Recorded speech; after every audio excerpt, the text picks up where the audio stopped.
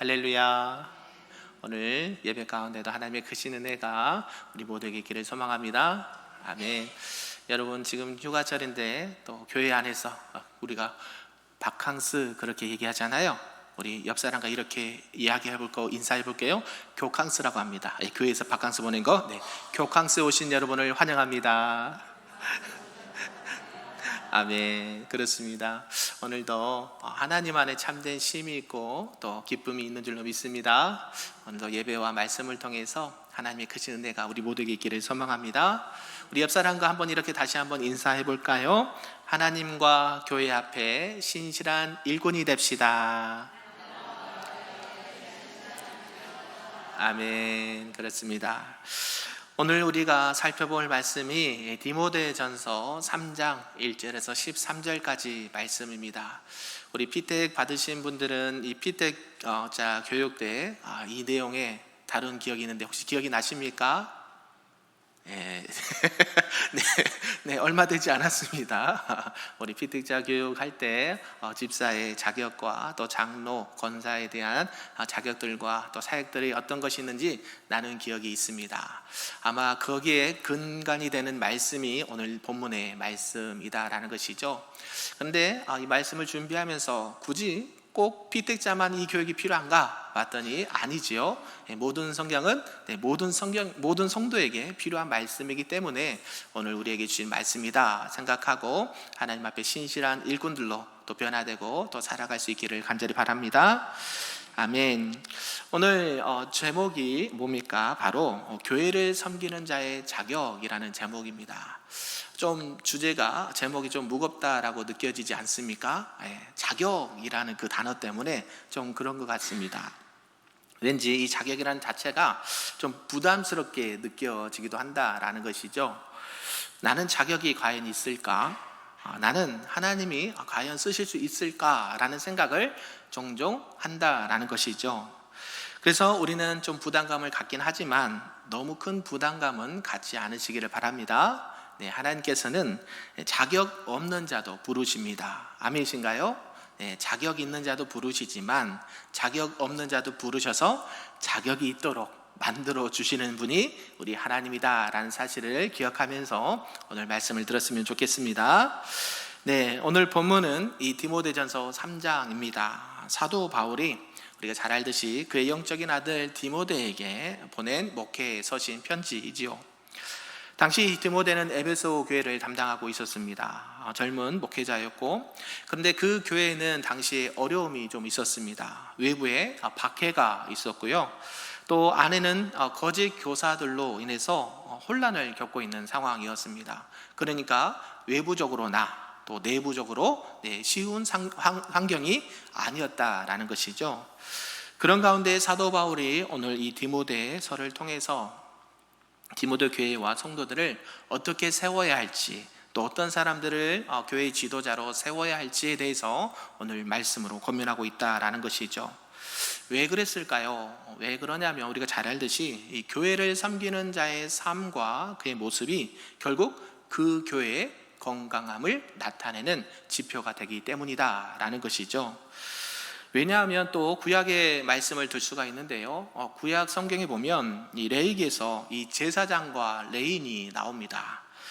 이 제사장과 레인은 어떤 일을 담당했습니까? 네, 하나님의 성전 안에서 하나님 앞에 제사를 드리는 일들을 감당했죠. 우리가 몇 가지 제사가 있었습니까? 네, 5가지 제사가 있었어요. 네, 하나님 앞에 제사를 드리는 데 가장 앞장서서 그 일들을 감당했던 사람이 이 제사장과 레인이었다라는 것이죠. 그래서 그들은 특별히 철저하게 기준이 좀 있었다라는 것이죠. 아무나 그 제사를 드릴 수가 없었고, 또 제사를 드리는 방법 또한 하나님께서 명령하신 대로, 하나님께서 말씀하신 대로 제사를 드려야 온전한 제사가 되었다라는 것이죠. 그런데 레위기 10장에 보면 이 아론의 아들을 이 나답과 아비후가 나옵니다. 근데 이 나답과 아비후가 하나님께서 명령하신 그 불이 아닌 다른 불로 제단 앞에 제사를 드리다가 그만 하나님의 징계를 받고 그들을 죽게 되었다라는 것이죠.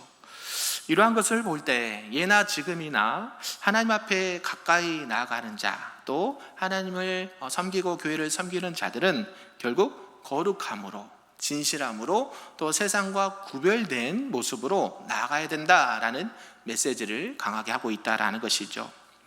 이것은 단지 율법적인 기준이 아니라 하나님께서 당신의 일을 맡은 자에게 그만큼 거룩함을 요구하시고 진실하심을 요구한다라고 볼 수가 있는 것입니다. 사랑하는 성도 여러분, 어느 환자가 병원에 가서 수술을 해야 되는 상황입니다. 그런데 수술을 하려고 누웠는데 의사가 봤더니 의사 자격이 없는 사람입니다. 그렇다면 여러분은 그 의사에게 여러분의 몸을 맡기시겠습니까? 안 맡기시겠습니까? 맡길 수가 없지요. 그 사람이 아무리 친절하고 나에게 잘해줘도 내가 내 생명을 그에게 맡길 수가 없는 것이죠. 왜 그랬을까요? 그 의사가 자격이 없는 것이죠. 의사의 라이센스가 없는 사람에게 내 몸을 맡길 수는 없는 것입니다. 아무리 그 사람이 말이 좋고 나에게 친절하게 돼도 내 몸을, 내 생명을 그 사람에게 맡길 수 없는 것처럼 교회도 마찬가지라는 것이죠. 교회도 하나님을 믿는 사람들, 또 영혼들을 다루는 곳이기 때문에 내 영혼과 또 나의 전부와 나의 가정을 쉽게 맡길 수 있을까요? 없을까요? 없다라는 것이죠. 그래서 이 하나님의 뜻을 이루는 공동체도 섬기는 자들이 어느 일정한 이런 자격이 있어야 된다라는 것을 말씀하고 있다라는 것입니다. 여기서 중요한 건 무엇인가 봤더니요, 하나님은 완벽한 사람을 찾지 않으신다라는 것이죠. 어떤 사람을 찾느냐 봤더니 준비된 마음을 가진 자, 하나님 앞에 섬기고자 그 마음의 중심이 하나님을 향하여 있는 자, 겸손한 자, 진실한 자, 정직한 자를 하나님께서 부르신다라는 사실을 꼭 기억하시길 바랍니다. 이런 전체의 내용을 통해서 오늘 우리에게 주신 말씀 몇 가지로 살펴보도록 하겠습니다. 그 첫 번째가 우리가 거룩한 인격과 삶의 모범이 되는 사람이 그런 자격을 갖추는 사람이다라는 것인데요, 우리 본문 1절과 2절까지만 한번 잠시 보겠습니다. 한번 읽어볼까요? 시작. 미쁘다 이 말이여 곧 사람이 감독의 직분을 얻으려 함은 선한 일을 사모하는 것이라 함이로다. 그러므로 감독은 책망할 것이 없으며 한 아내의 남편이 되며 절제하며 신중하며 단정하며 나그네를 대접하며 가르치기를 잘하며 땡땡땡 이렇게 있다는 것이죠. 7절까지 쭉 이 기록이 되어 있습니다.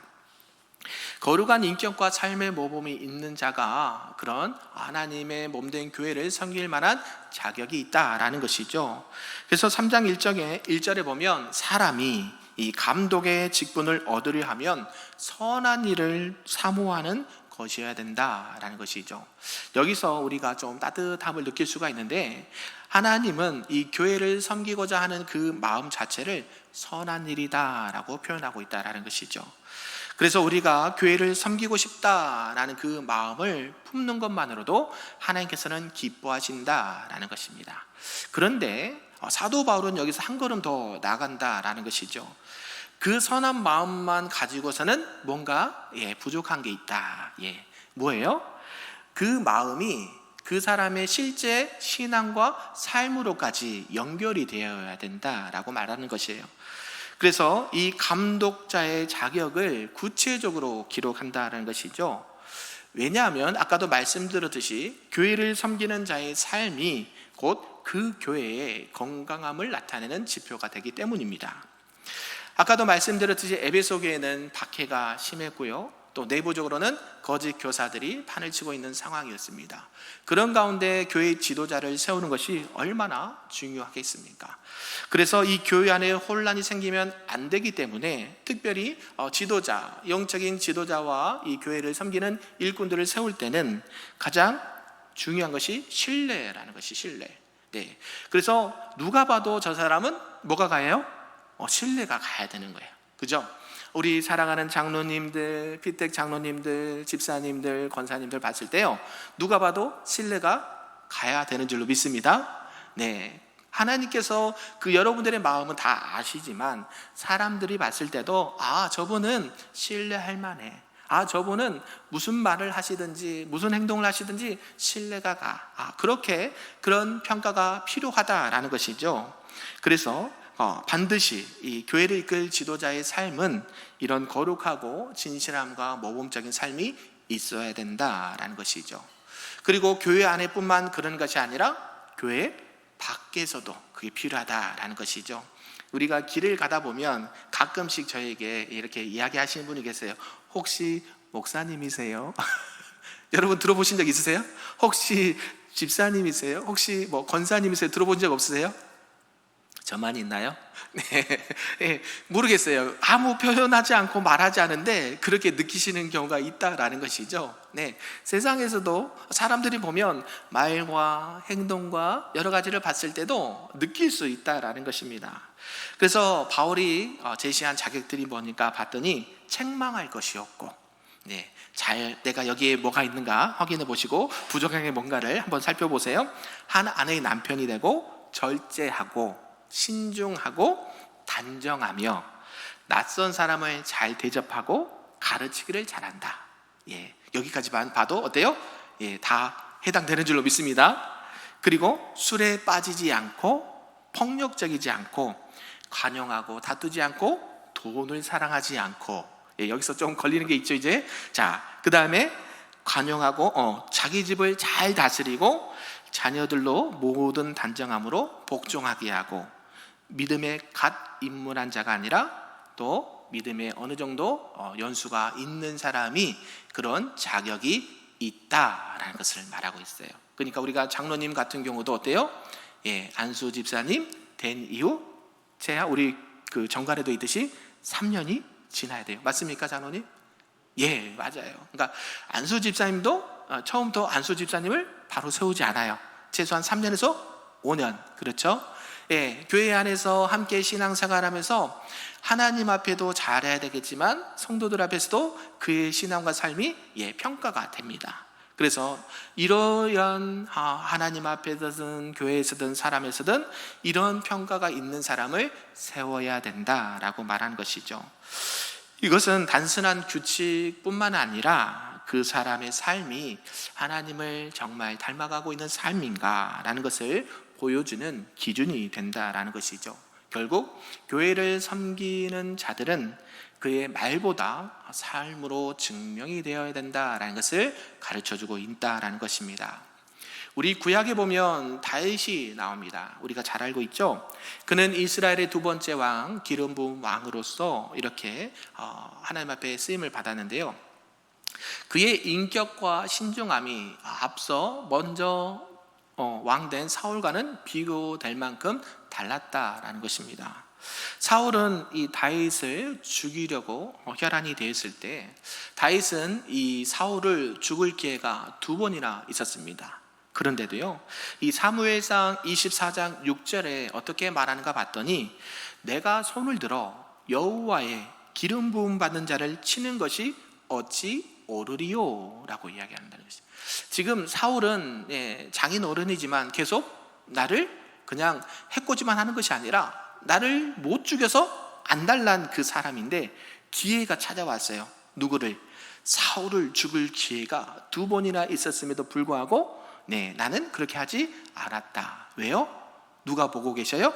하나님이 보고 계시고 하나님께서 기름 부음 받는 자를 치는 것을 옳지 않다라고 여겼기 때문이라는 것이죠. 여기서 이 다윗의 신앙과 인품과 신중함이 드러난다라는 것입니다. 우리 같으면 어떻게 했을까요? 잘됐다. 사울 좀 이렇게 어려움 좀 당해봐라 하면서 나에게 해코지했던 거 절반이라도 갚아주지 않았을까라고 생각을 하지만 다윗은 그렇게 하지 않았다라는 것이죠. 결국 이 다윗의 인격과 성품은 하나님의 마음에 하나님을 경외하는 마음으로 가득 찬 삶을 살았다라는 것입니다. 이게 바로 교회를 섬기는 영적인 지도자의 자격이 되어야 된다라는 것입니다. 감정에 휘둘리지 않고 또 하나님 앞에서 절제할 수 있고 그런 사람이 교회를 건강하게 이끌 수 있다라는 사실 우리가 기억하시면서 우리 모두가 그러한 하나님의 사람들 다 되시기를 주님의 이름으로 축복합니다. 아멘. 두 번째는 신실한 섬김과 이 공동체에 대한 책임이 있는 자가 그런 자가 되어야 된다라는 것이죠. 우리 본문 8절과 9절과 10절 말씀을 함께 읽어보겠습니다. 시작. 이와 같이 집사들도 정중하고 더러운 일을 탐하지 아니하고 깨끗한 양심에 믿음의 비밀을 가진 자라야 할지니 이에 이 사람들을 먼저 시험하여 보고 그 후에 책망할 것이 없으면 집사의 직분을 맡게 할 것이요. 아멘. 네, 여기서 말하는 집사는 안수 집사님이죠. 시모 집사님을 말합니다. 우리 서리 집사 말한 것도 있지만 대개는 항존직, 항상 교회가 있으면 항상 존재하는 직분이 항존직이라 그래요. 아무튼 이 교회를 섬긴다는 것은 단순히 어떤 역할을 맡는 안 맡는 것만 말하는 것이 아니다라는 것입니다.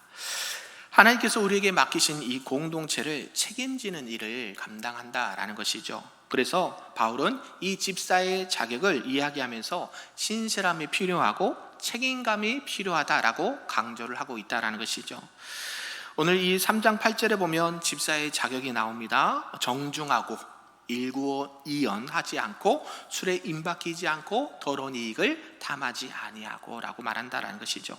결국 집사는 교회의 실질적인 운영과 섬김을 담당하는 자리라는 것이죠. 그래서 예배를 준비한다든지 또 성도들을 돌본다든지 재정을 관리하거나 구제사역을 감당하는 것이 누가 하는 일이라고요?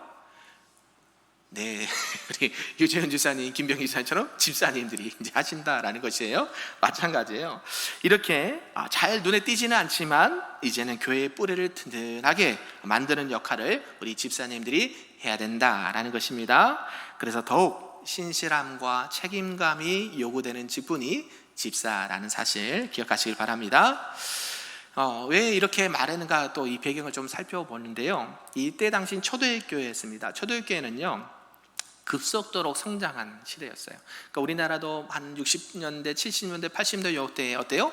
교회가 엄청난 부흥을 했잖아요.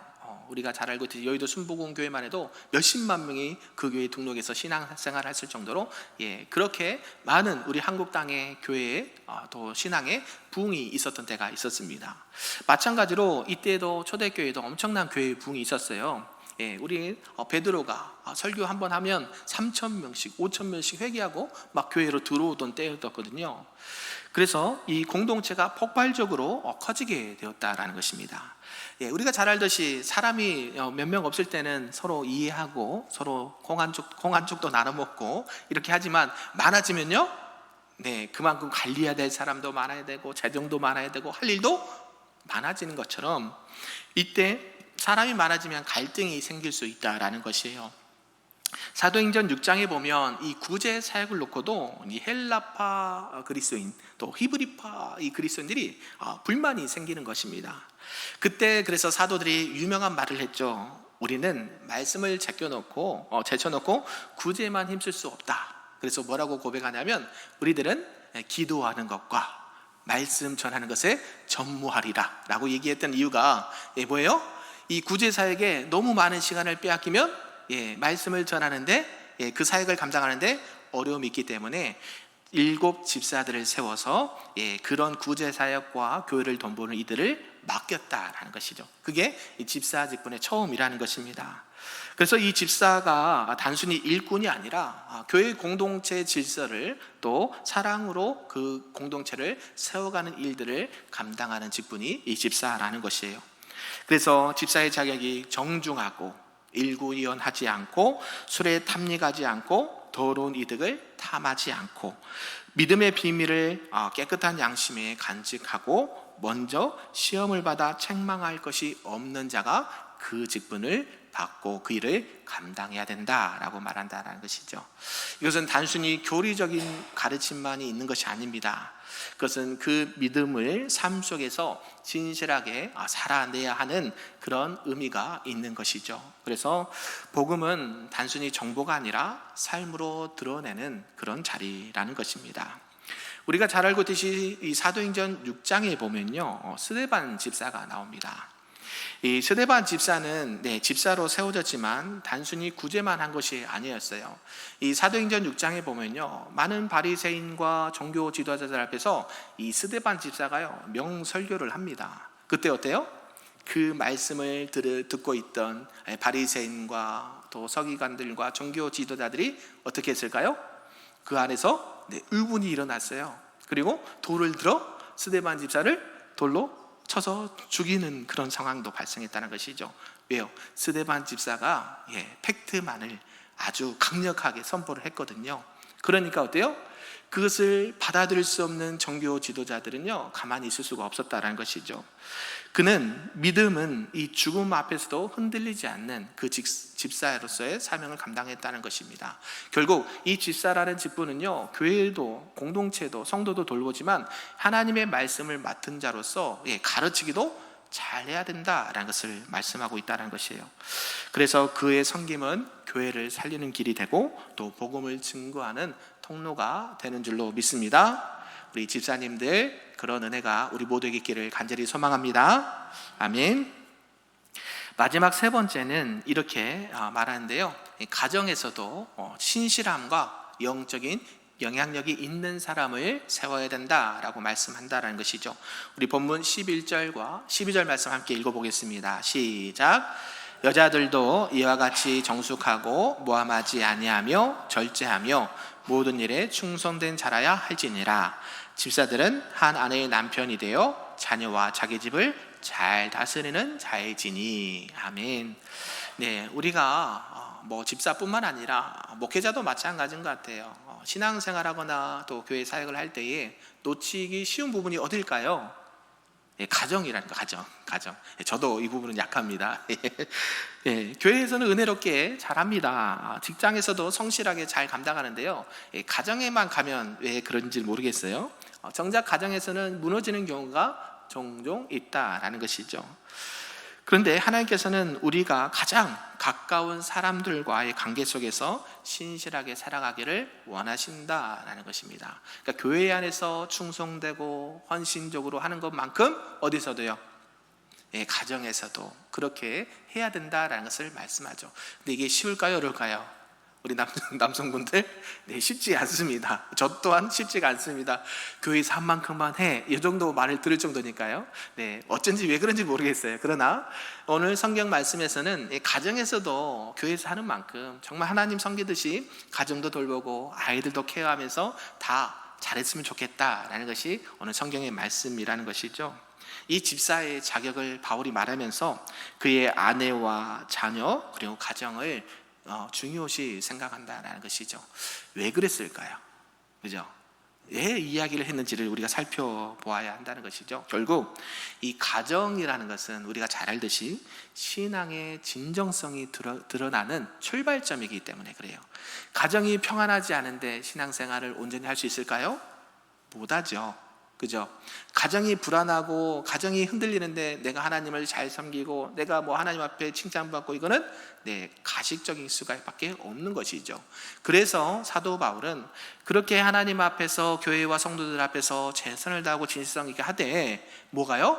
가정에서도 그렇게 해야 된다라고 강조를 하고 있습니다. 가정이 건강해야 교회에서도 건강하게 그 직분을 잘 감당할 수 있다라는 것을 말씀하신 줄로 믿습니다. 우리도 옛날에는 그랬지만 당시에는요 이 가부장적인 사회였습니다. 그래서 이 가장의 신앙과 삶이 그 가정 전체에 영향을 주었다라는 것이죠. 그래서 바울은 이 집사의 자격을 이야기하면서 한 아내의 남편이 되고 자녀와 자기 집을 잘 다스리는 자가 그 직분을 감당해야 된다라는 것을 말씀하고 있습니다. 우리가 잘 알고 있는 이 사도행전에서 로마서에 보면 브리스길라와 아굴라라는 부부가 나옵니다. 이 부부는요 바울의 동역자였습니다. 그리고 자신의 집을 이 교회로 내어내어서 공동체로 섬겼던 부부입니다.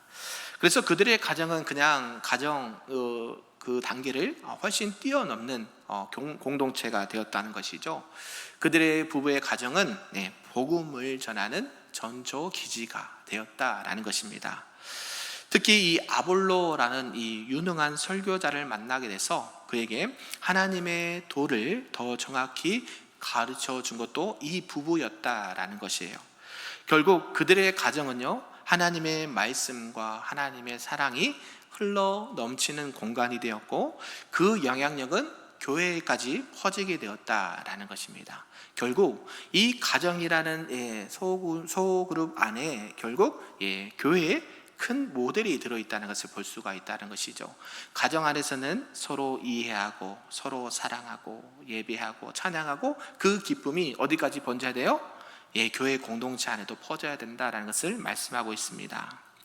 어느 한 청년이 있었다고 합니다. 이 청년이요, 이 교회에서는 늘 조용하고 눈에 잘 띄지는 않았습니다. 그런데 그의 삶을 옆이 이렇게 깊이 좀 살펴보니까 신앙의 흔적이 있었다라는 것이죠. 이렇게 그에게 자세히 물어보고 알아보니까 이제 그의 어머니가 계셨는데, 이 어머니가 새벽마다 그를 위해서 기도하고 또 말씀으로 잘 양육했던 과거가 있던 청년이었다라는 것이죠. 그러면서 그 청년이 이렇게 고백을 합니다. 어릴 때는 엄마가 왜 그렇게 새벽마다 밤마다 기도하는지 잘 몰랐어요. 그런데 제가 방황을 할 때가 있었는데, 그 방황할 때 나를 지켜줬던 것이 엄마의 기도였다라고 고백하는 것을 보게 되었다는 것이죠. 이런 것처럼 가정에서는 하나님을 향한 사랑뿐만 아니라 자녀를 향한 사랑도 이 가정에서 이루어지고, 또 그 기도를 통해서 자녀들이 결국 하나님을 만나게 되고 하나님 품 안에서 자라나게 되는 것을 보게 된다라는 사실입니다. 결국 이 가정에서 실패하면 교회에서도 성공할 수 없다라는 것을 보여준다라는 것이죠.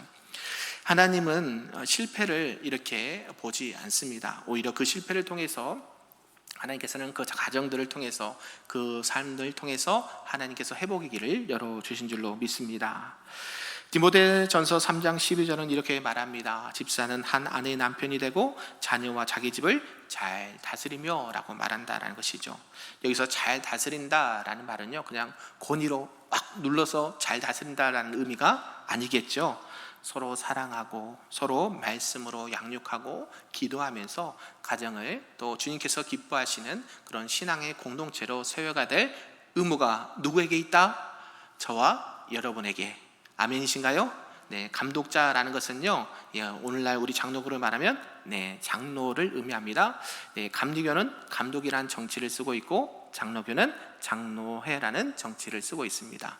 그래서 성경에서 말하는 이 감독자라는 것은 오늘날 장로를 뜻하는 거고요, 또 집사는 아까 말씀드렸듯이 안수 집사님, 시무 집사님, 여기서 나오는 여인은 권사님들을 말하겠죠. 그래서 교회 안에 여러 가지 직분과 또 사명이 있지만 그 직분자들 뿐만 아니라 모든 성도들이 하나님께서 우리를 부르신 그 소명 앞에 또 신실하게 우리에게 주어진 귀한 직분을 잘 감당하시고, 또 가정에서도 하나님의 영광을 드러내시는 우리 큰빛교회 모든 성도님들 되시기를 주님의 이름으로 축복합니다. 아멘.